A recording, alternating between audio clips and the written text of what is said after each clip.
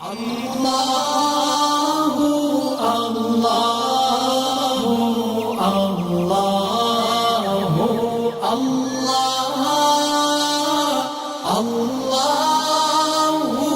அல்லாஹு அல்லாஹு அல்லாஹு அல்லாஹ்.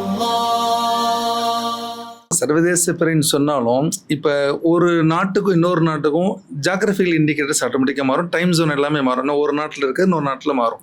அப்போ அது யதார்த்தமாகவே செட் ஆகாது தான் சர்வதேச பிறை அப்படின்றது.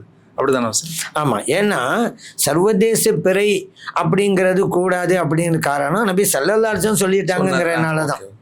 ஏன்னா அந்த காலத்து வாய்ப்பும் இல்லையே.